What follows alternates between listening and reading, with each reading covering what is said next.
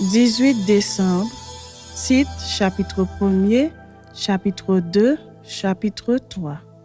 Paul, serviteur de Dieu et apôtre de Jésus-Christ pour la foi des élus de Dieu et la connaissance de la vérité qui est selon la piété, lesquels reposent sur l'espérance de la vie éternelle, promise dès les plus anciens temps par le Dieu qui ne ment point et qui a manifesté sa parole en son temps par la prédication qui m'a été confiée d'après l'ordre de Dieu notre Sauveur. À Tite, mon enfant légitime en notre commune foi, que la grâce et la paix te soient données de la part de Dieu le Père et de Jésus-Christ notre Sauveur. Je t'ai laissé en Crète afin que tu mettes en ordre ce qui reste à régler et que selon mes instructions, tu établisses des anciens dans chaque ville. S'il s'y trouve quelque homme irréprochable, mari d'une seule femme, ayant des enfants fidèles qui ne soient ni accusés de débauche ni rebelles, car il faut que l'évêque soit irréprochable comme économe de Dieu, qu'il ne soit ni arrogant, ni colère, ni adonné au vin, ni violent, ni porté à un gain déshonnête, mais qu'il soit hospitalier, ami des gens de bien, modéré, juste, saint, tempérant, attaché à la vraie parole telle qu'elle a été enseignée, afin d'être capable d'exhorter selon la saine doctrine et de réfuter les contradicteurs. Il y a en effet, surtout parmi les circoncis, beaucoup de gens rebelles, de vains discoureurs et de séducteurs auxquels il faut fermer la bouche. Ils bouleversent des familles entières, enseignant pour un gain honteux ce qu'on ne doit pas enseigner. L'un d'entre eux, leur propre prophète, a dit « Crée-toi toujours menteur, méchante bête, ventre paresseux ». Ce témoignage est vrai. C'est pourquoi reprends-les sévèrement afin qu'ils aient une foi saine et qu'ils ne s'attachent pas à des fables judaïques et à des commandements d'hommes qui se détournent de la vérité.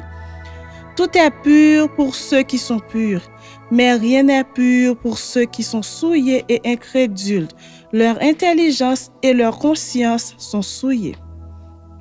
Ils font profession de connaître Dieu, mais ils le renient par leurs œuvres, étant abominables, rebelles et incapables d'aucune bonne œuvre. Chapitre 2. Pour toi, dis les choses qui sont conformes à la saine doctrine. Dis que les vieillards doivent être sobres, honnêtes, modérés, saints dans la foi, dans la charité, dans la patience. Dis que les femmes âgées doivent aussi avoir l'extérieur qui convient à la sainteté, n'être ni médisantes ni adonnées au vin, qu'elles doivent donner de bonnes instructions dans le but d'apprendre aux jeunes femmes à aimer leurs maris et leurs enfants, à être retenues, chastes, occupées aux soins domestiques, bonnes, soumises à leur mari, afin que la parole de Dieu ne soit pas blasphémée.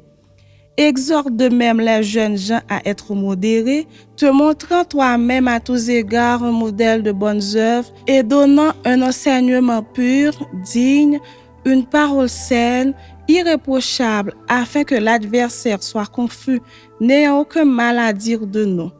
Exhorte les serviteurs à être soumis à leur maître, à leur plaire en toutes choses, à n'être point contredisants, à ne rien dérober, mais à montrer toujours une parfaite fidélité, afin de faire honorer en tout la doctrine de Dieu notre Sauveur.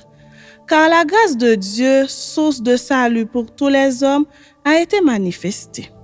Elle nous enseigne à renoncer à l'impiété et aux convoitises mondaines et à vivre dans le siècle présent selon la sagesse, la justice et la piété, en attendant la bienheureuse espérance et la manifestation de la gloire du grand Dieu et de notre Sauveur Jésus-Christ, qui s'est donné lui-même pour nous, afin de nous racheter de toute iniquité et de se faire un peuple qui lui appartienne, purifié par lui et zélé pour les bonnes œuvres. Dis ces choses, exhorte et reprends avec une pleine autorité.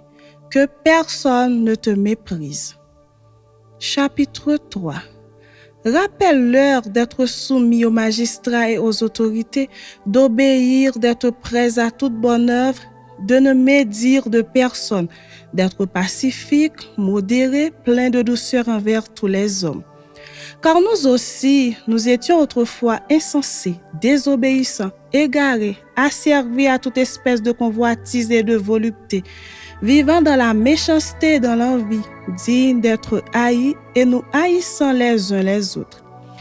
Mais lorsque la bonté de Dieu, notre Sauveur, et son amour pour les hommes ont été manifestés, il nous a sauvés, non à cause des œuvres de justice que nous aurions faites, mais selon sa miséricorde par le baptême de la régénération et le renouvellement du Saint-Esprit, qu'il a répandu sur nous avec abondance par Jésus-Christ notre Sauveur, afin que, justifiés par sa grâce, nous devenions en espérance héritiers de la vie éternelle.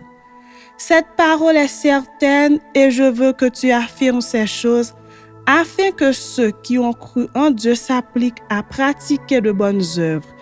Voilà ce qui est bon et utile aux hommes, mais évite les discussions folles, les généalogies, les querelles, les disputes relatives à la loi, car elles sont inutiles et vaines. Éloigne de toi, après un premier et un second avertissement, celui qui provoque des divisions, sachant qu'un homme de cette espèce est perverti et qu'il pêche en se condamnant lui-même.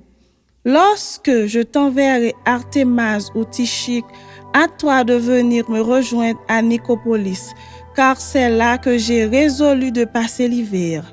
Aie soin de pouvoir au voyage de Zénas, le docteur de la loi, et d'Apollos, en sorte que rien ne leur manque.